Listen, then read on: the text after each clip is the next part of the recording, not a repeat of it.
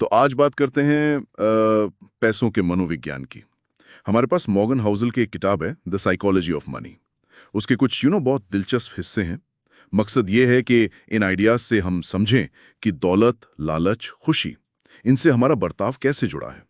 और खासकर ये देखना कि भाई हमारी सोच, हमारी किस्मत और जोखिम, ये सब कैसे मिले जुले हैं। चलें शुरू करें। हाँ बिल्कुल। और इसमें सबसे मजेदार बात पता है क्या? क्या? कि पैसे में कामयाब होना ना, वो किसी मैथ्स के प्रॉब्लम जैसा नहीं है। ये ज्यादा इस बात पे निर्भर करता है कि हम बर्ताव कैसे करते हैं। आप क्या जानते हैं, उससे ज्यादा जरूरी है आपका व्यवहार। बिल्कुल। और पहली बात जो दिमाग में आती है वो ये कि पैसों को लेके शायद कोई भी पागल नहीं होता, है ना। मतलब हर किसी का अपना तजुर्बा होता है पैसों के साथ, और वही उसकी सोच बनाता है। सही कहा। जैसे सोचिए, कोई गरीबी में पला बड़ा है तो उसका रिस्क और रिवॉर्ड देखने का नजरिया वो उस इंसान से बिल्कुल अलग होगा जिसके पेरेंट्स अमीर बैंकर थे, है कि नहीं? हाँ, या जिसने बहुत ज्यादा महंगाई देखी हो अपने बचपन में, उसका अनुभव किसी ऐसे से बिल्कुल अलग होगा जो हमेशा स्थिर कीमतों वाले दौर में रहा हो। बिल्कुल। और यहीं पर किस्मत और जोखिम, मतलब लक और रिस्क, इनका रोल आता है। हम अक्सर कामयाबी को पूरी तरह मेहनत से जोड़ देते हैं और नाकामी को गलत फैसलों से।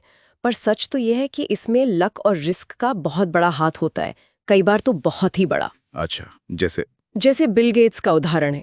उनके स्कूल में कंप्यूटर का एक्सेस होना उस जमाने में, ये तो लाखों में एक वाली किस्मत थी। और दूसरी तरफ उनके ही एक दोस्त थे, केंट एवांस, बहुत होनहार। उनकी पहाड़ चढ़ते हुए एक दुर्घटना में मौत हो गई। ये क्या था? ये लाखों में एक वाला जोखिम था। मतलब नतीजे हमेशा उतने अच्छे या बुरे नहीं होते जितना वो लगते हैं या जितना हमने किया होता है। हाँ, बाहरी चीजों का बहुत असर होता है। ये तो सोचने वाली बात है। और इसी से जुड़ा एक और खतरा है, कभी पर्याप्त नहीं वाला, मतलब नेवर इनफ। जब हमारी उम्मीदें नतीजों से ज्यादा तेजी से बढ़ने लगती हैं, तो फिर और ज्यादा पाने की दौड़ का कोई मतलब ही नहीं रह जाता, है ना। बिल्कुल। रजत गुप्ता का केस देखिए ना। मैकेंजी के सीईओ थे, करोड़ों थे उनके पास, फिर भी अरबपति बनने की चाहत में वो इनसाइडर ट्रेडिंग जैसे गलत काम कर बैठे। दूसरों से अपनी तुलना करना, ये यहाँ एक बहुत बड़ी प्रॉब्लम बन जाती है। तो फिर इसका हल क्या है? कैसे बचें इस और चाहिए वाले जाल से? एक तरीका है चक्रवृद्धि यानी कंपाउंडिंग की ताकत को समझना। ये सिर्फ अच्छे रिटर्न पाने के बारे में नहीं है, ये उससे कहीं ज्यादा इस बारे में है कि आप मैदान में टिके रहें लंबे समय तक। अच्छा, जैसे वॉरेन बफे, सुना है उनकी ज्यादातर दौलत 50 की उम्र के बाद बनी। हाँ बिल्कुल।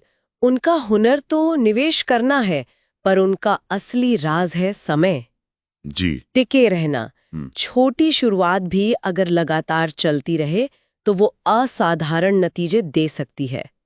जैसे वो कहानी है ना कि कैसे धीरे धीरे बर्फ युग बन गया, बूंद बूंद से। वाह, तो मतलब अमीर बनना एक बात है और अमीर बने रहना दूसरी। हाँ, ये दो बिल्कुल अलग स्किल सेट्स हैं। हम्म। अमीर बनने के लिए आपको शायद जोखिम लेना पड़े, थोड़ा आशावादी होना पड़े, मौके लपकने पड़े। लेकिन अमीर बने रहने के लिए? उसके लिए चाहिए विनम्रता, थोड़ी कंजूसी भी शायद, और एक हल्का सा डर कि भाई जो कमाया है वो जा भी सकता है। संभल कर चलना पड़ता है। जेसी लिवरमोर का नाम सुना है मैंने। कहते वो अमीर बनने में तो जीनियस थे, पर हाँ, पर बने रहने में असफल रहे और अंत बहुत दुखद हुआ उनका। तो सबक ये है कि सर्वाइवल यानी टिके रहना सबसे ज्यादा जरूरी है, सबसे पहले। और टिके रहने से ही वो कंपाउंडिंग वाला जादू काम करता है। एग्जैक्टली। ठीक है, ये समझ आया। अब एक और बात, जो किताब में है, दौलत वो है जो दिखती नहीं, ये थोड़ा कंफ्यूजिंग है। हाँ लगता है, पर सोचिए, महंगी कारें, बड़े घर, डिजाइनर कपड़े, ये सब क्या है? दिखावा कि मेरे पास पैसा है। हाँ, और ये दिखाने के चक्कर में आप क्या कर रहे हैं? पैसा खर्च कर रहे हैं। तो ये पैसा कम करने का सबसे तेज तरीका है। असली दौलत वो है जो अभी खर्च नहीं हुई है। वो financial assets, stocks, bonds, real estate, जिन्हें अभी तक दिखने वाली चीजों में बदला नहीं गया है, वो है अदृश्य दौलत। ओह, तो मतलब असली अमीर शायद वो हो जो साधारण सी गाड़ी चला रहा हो, पर उसके पास करोड़ों के इन्वेस्टमेंट्स हो सकता है, बिल्कुल हो सकता है। इसीलिए पैसा बचाना इतना जरूरी है। बचाना, सेविंग, ये तो हम सब सुनते हैं, पर क्यों बचाना है? मतलब कोई खास लक्ष्य ना हो तो भी? हाँ बिल्कुल। बचत आपकी कमाई और आपके अहंकार के बीच का गैप है, और बचत बढ़ाने का सबसे अच्छा तरीका है अपनी विनम्रता बढ़ाना। बिना किसी खास लक्ष्य के भी बचाना बहुत जरूरी है। क्यों? क्योंकि जिंदगी में कब क्या मोड़ आ जाए, कौन सा सरप्राइज इंतजार कर रहा हो, अच्छा या बुरा, कौन जानता है। बचत एक तरह का बफर है, एक सुरक्षा कवच। सही बात है, अनिश्चितता के लिए तैयारी। और ये भी याद रखना जरूरी है कि कुछ भी मुफ्त नहीं मिलता। Nothing is free. निवेश में भी। हाँ, निवेश में सफलता की कीमत डॉलर या रुपए में नहीं चुकानी पड़ती। वो चुकानी पड़ती है अस्थिरता झेलकर, डर, शक, पछतावा, इन सब भावनाओं से गुजरकर। तो जो बाजार ऊपर नीचे होता है उसे सजा न समझें। उसे एक फीस समझें, एक शुल्क जो आप बेहतर रिटर्न पाने की उम्मीद में चुका रहे हैं, जैसे किसी अच्छी चीज के लिए एंट्री टिकट। ये नजरिया बदलने वाली बात है। अच्छा, एक और पॉइंट था, आप और मैं मतलब ये कि हम सब अलग अलग खेल खेल रहे हो सकते हैं।